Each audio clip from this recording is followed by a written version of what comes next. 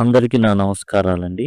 ఇప్పుడు మనం ఈ వీడియోలో Mary Wollstonecraft a vindication of the rights of women 1792లో రాసినటువంటిది ఇది. A vindication of the rights of women అంటే in defence of rights of women అని. మహిళలకి ఎందుకు హక్కులు కావాలో దానికి డిఫెన్సివ్గా అంటే ఎందుకు కావాలో చెప్పడానికి మేరీ వోల్స్టోన్క్రాఫ్ట్ గారు రాయడం జరిగింది 1792లో. మేరీ వోల్స్టోన్క్రాఫ్ట్ 1759 నుంచి 1797 మధ్యలో జీవించడం జరిగింది. ఈమె ఇంగ్లీష్ రైటరు అండ్ ఫిలాసఫర్ కూడా. అండ్ ముఖ్యంగా మహిళల హక్కుల కోసం పోరాడినటువంటి వ్యక్తి ఈమె. ఇది ఇప్పుడు మీకు చెప్పబోయేది ఏంటంటే ఎంఏ ఇంగ్లీష్ కానివ్వండి, బిఏ స్పెషల్ ఇంగ్లీష్ కానివ్వండి, చాలా యూనివర్సిటీలో ఉంది ఇది. ఏ యూనివర్సిటీ అయినా కానీ సేమ్ అదే ఉంటుంది, వేరేది మారదు. ఏ క్వశ్చన్ ఇచ్చినా కానీ రాయడానికి వీలుగా రూపొందించబడినటువంటి సమాధానం ఇది.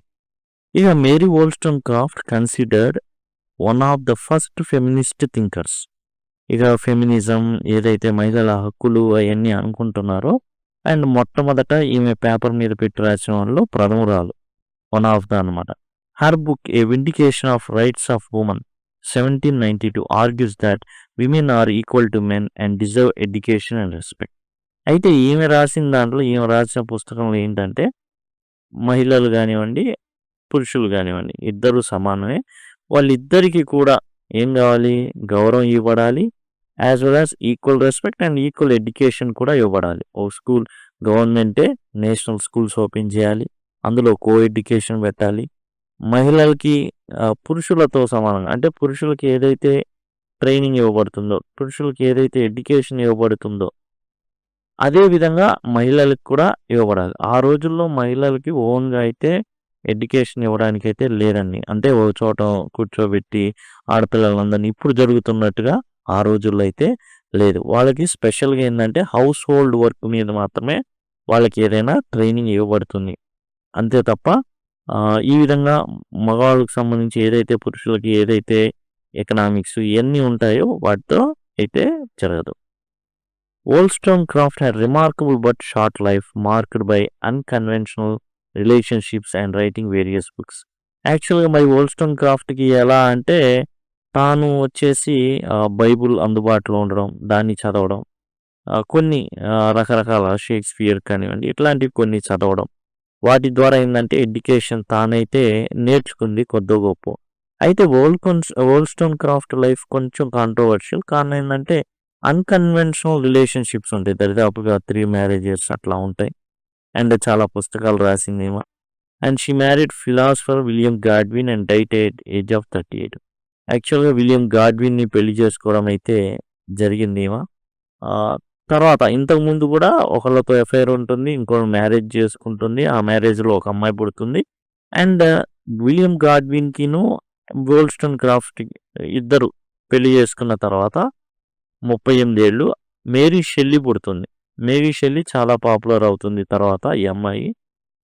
ఈ మేరీ షెల్లీ వచ్చేసి పుట్టిన 11 రోజులకి మేరీ వోల్స్టోన్క్రాఫ్ట్ గారు చనిపోవడం జరుగుతుంది. Who later wrote the classic novel Frankenstein. Mary Shelley Frankenstein అయితే రాయడం జరుగుతుంది. చాలా చాలా భయంకరమైన జీవితం, మరి తల్లి లేదు పుట్టుక నుంచి. తర్వాత చాలా చాలా సఫర్ అవుతుంది మేరీ షెల్లీ. అవన్నీ కలిపి అండ్ సైంటిఫిక్ ఇవాల్యుయేషన్ జరుగుతుంది. అంతా కలిపి తన బాధలు ఏవైతే బాధలు ఉన్నాయో, మరి చుట్టూ జరుగుతున్న సమాజం ఎట్లా ఉందో, సైంటిఫిక్ ఇవాల్యుయేషన్ ఇవన్నీ కూడా కలిపి ఫ్రాంకెన్స్టైన్ అయితే రాయడం జరిగింది మేరీ షెల్లీ. అయితే ఇప్పుడు మనం మాట్లాడుకుంటుంది మేరీ వోల్స్టోన్క్రాఫ్ట్ గురించి కాబట్టి ఆమె ప్రముఖంగా రాసింది a vindication of the rights of women, మహిళల హక్కులకి సపోర్ట్గా రాసింది ఇది 1792లో. One of the earliest works of feminist philosophy. Feminist ఫిలాసఫీలో ప్రథమంగా భావిస్తారు దీన్ని. In she argues that women should have the same educational, social and political rights as men. ఇక ఈ ఫిలాసఫీలో ఏంటంటే పురుషులతో సమానంగా ఎడ్యుకేషనల్గా కానివ్వండి, సాంఘికంగా కానివ్వండి, రాజకీయంగా కానివ్వండి పురుషులకి ఎలాంటి హక్కులు ఉన్నాయో అలాంటి హక్కులే ప్రొవైడ్ చేయాలని చెప్తుంది. హర్ మెయిన్ పాయింట్స్ ఇంక్లూడ్ దాదాపు ఒక 13 చాప్టర్లు ఉంటాయండి ఇందులో ఈ బుక్లో. ఆ చాప్టర్లు అన్నింటిలో కూడా రాసింది ఏంటంటే కీ రైట్స్ అండ్ ఐడియాస్ ఆమె అయితే ప్రొజెక్ట్ చేయడం జరిగింది. Right to education. మహిళలకి ప్రప్రథమంగా ఆమె కోరుకున్నది ఏంటంటే విద్యను అందించడం. Women should receive the same education as men. పురుషులకి ఏది అందిస్తున్నారో అదే అందించాలి. వేరేది కాదు. Not just domestic skill. యాక్చువల్‌గా ఉంది.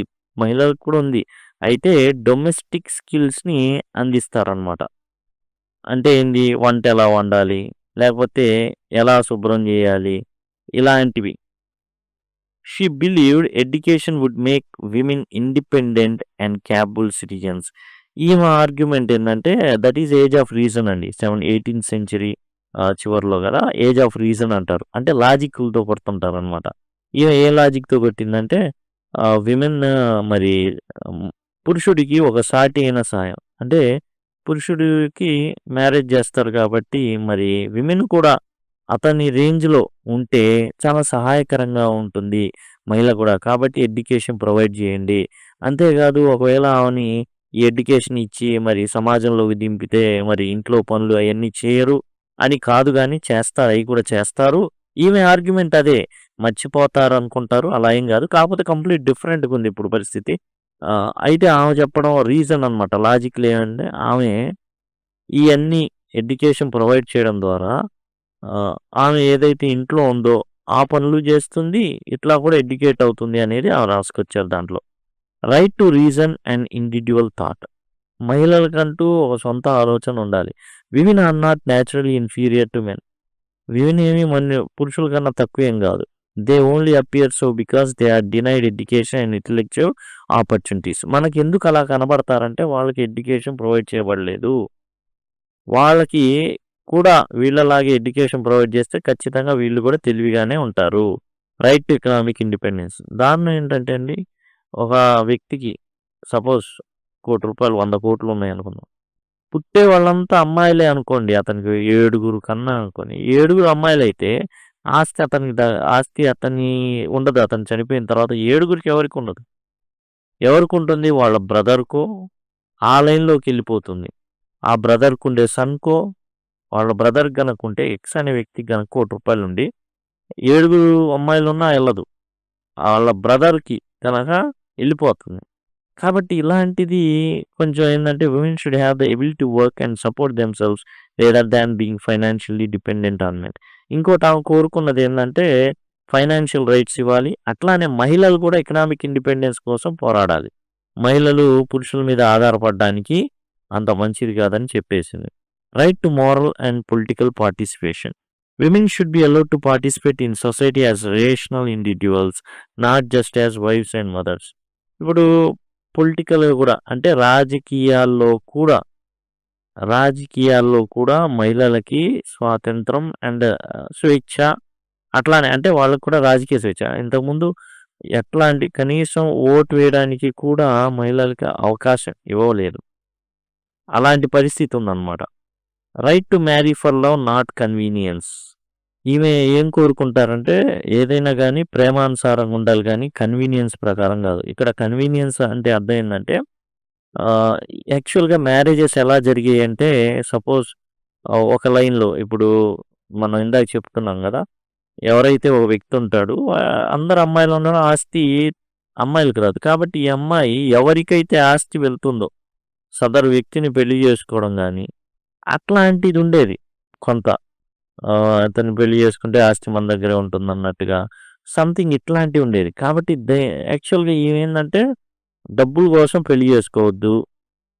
ఎట్లా ఉండాలంటే ఎవరినైతే ప్రేమిస్తారో మహిళలు వాళ్ళని పెళ్లి చేసుకోవచ్చు. She criticised the idea that women should marry for financial security rather than love and mutual respect. యాక్చువల్‌గా ఆ కాలపు అమ్మాయిలు ఫైనాన్షియల్ సెక్యూరిటీ కోసమే పెళ్లి చేసుకునేవాళ్ళు. అంటే బాగా ఉన్నోడు, జాగ్రత్తగా చూసుకుంటాడు, బాగా ఉన్నోడు డబ్బులున్నాయంటేనే మహిళలు పెళ్లి చేసుకునేవాళ్ళు. ఫైనాన్షియల్ సెక్యూరిటీ చూసుకునేవాళ్ళు. దాన్ని ఈమె ఖండించింది. అట్లా ఉండకూడదు. ప్రేమను ఇద్దరు గౌరవించుకునే వ్యక్తులుగా ఉండాలి. ఆ విధంగా ఉంటేనే పెళ్లి చేసుకోండి అనేసి చెప్పడం అయితే జరిగింది. అలానే మ్యారేజ్ ఏదైతే ఉందో కొన్నిసార్లు ఈమె లీగల్‌గా ఒకలాంటి ప్రాస్టిట్యూషనే అది కొంతమంది చేసేది. అది కరెక్ట్ కాదు అనేసి చెప్పడం జరిగింది. ఏది ఫర్ వెల్త్ పర్పస్ కానివ్వండి, లేకపోతే ఏదైతే డబ్బుల కోసం మ్యారేజ్‌లు చేసుకుంటున్నారో దానికి సంబంధించి ఆమె అట్లా మాట్లాడడం జరిగింది. Right to equal legal and social status. Women should not be treated as mere property of men but as equal partners in life. తమకి సమానమైన వ్యక్తులుగా చూడబడాలి. ఈక్వల్ లీగల్‌గాను, సోషల్ స్టేటస్‌లో ఆ విధంగానే ఇవ్వాలి. Criticism of gender roles. She argued that women were taught to be weak, emotional and submissive by society rather than by nature. యాక్చువల్‌గా కొంతమంది ఏం చెప్తారంటే మహిళలండి ఏముంది అంత వీక్ మైండ్ సెట్ ఉంటుందంటే ఈమె ఉద్దేశం ఏందంటే వాళ్ళు వీక్ మైండ్ సెట్‌తో లేరు. సమాజం వాళ్ళని అలా తయారు చేసింది. వాళ్ళు కూడా స్ట్రాంగే. వాళ్ళేదో టెడ్డీ బేర్లు లేకపోతే విమెన్ ఏదైతే హౌస్ హోల్డ్ చేసేటట్టు సపోజ్ చిన్న పిల్లలు ఆడపిల్లలు ఏం కోరుకుంటారు? టెడ్డీ బేర్ తీసుకుంటారు. వాళ్ళ బొమ్మలు వేరుగా ఉంటాయండి. ఆడపిల్లల బొమ్మలు వేరుగా ఉంటాయి. సమాజం ఏందంటే అట్లా డిజైన్ చేసింది. ఏదైనా గిఫ్ట్ ఇవ్వాలన్నా కూడా వంట తయారు చేసుకునే బొమ్మల సెట్‌ని తీసుకెళ్తారు. అట్లా వాళ్ళ మైండ్ సెట్‌ని ఏందంటే ఖరాబ్ చేస్తారు ఈళ్ళు అనేసి ఆమైతే చెప్పడం జరిగింది. Call for social reform.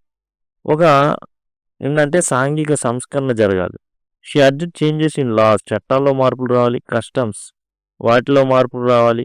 And that oppress women educating for their freedom to develop their minds and characters.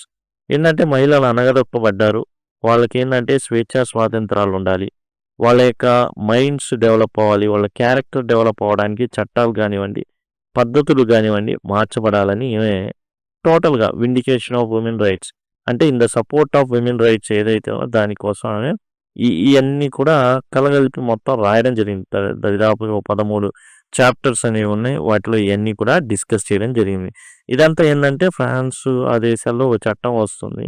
ఆ చట్టంలో ఏందంటే ఎడ్యుకేషన్ రైట్స్ ఇవ్వమని అడిగితే మెన్‌కి మాత్రమే ఉన్న rights of men, right of education men వరకే పరిమితం చేస్తూ ఇవ్వబడుతుంది. అది కొంచెం ఇబ్బందికర పరిస్థితిని లేవనెత్తుతుంది మేరీ వోల్స్ట్రోమ్ క్రాఫ్ట్‌లో. అందుకని ఈమె రాయడం అయితే జరుగుతుంది. అంతేకాదు రూసోని తిట్టిపోసిద్ది. అట్లానే తర్వాత జాన్ మిల్టన్‌ని తిట్టిపోస్తుంది ఈమె. ఎందుకంటే ఎమిలీ అనేసి ఒక బుక్ ఉంటుంది. రూసో రాసింది. అందులో ఎమిల్ అనే వ్యక్తి ఎటువంటి ఎడ్యుకేషన్‌కి ఎక్స్‌పోజ్ అవ్వాలి రాస్తూ మహిళలు ఎలాంటి ఎడ్యుకేషన్‌కి ఎక్స్‌పోజ్ అవ్వాలి అని చెబుతూ ఏం చేస్తాడంటే ఇంటిల్లిపాదికి జాగ్రత్తగా చూసుకునే విధంగా భర్తకు ఆనందం కలిగించే విధంగా తన ఎడ్యుకేషన్ ఉంటే సరిపోతుందని రాస్తారు సంథింగ్ అట్లా. దాన్ని తిట్టిపోస్తుంది. అట్లానే జాన్ మిల్టన్ 'ప్యారడైజ్ లాస్ట్‌లో' ఈవ్ యొక్క క్యారెక్టర్‌ని మలిచిన విధానంలో కరెక్ట్ కాదు ఇది ఇట్లా కాదనేసి ఆమె చెప్పడం అయితే జరుగుతుంది. మొత్తానికి మహిళలు ఏదైనా గానీ అణగదొక్కబడ్డారు. కాబట్టి వారికి ఏదైనా సరే హక్కులు కలిగించాలి అని మేరీ వోల్స్ట్రోమ్ క్రాఫ్ట్ మరి రాయడం అయితే జరిగింది.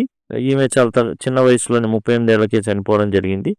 పాపకి జన్మనిస్తూ మేరీ షెల్లీ 11 రోజుల సమయంలోనే ఈమె చనిపోవడం అయితే జరుగుతుంది. ఇదండి టోటల్‌గా మేరీ వోల్స్ట్రోమ్ క్రాఫ్ట్ రాసినటువంటి vindication of the rights of woman.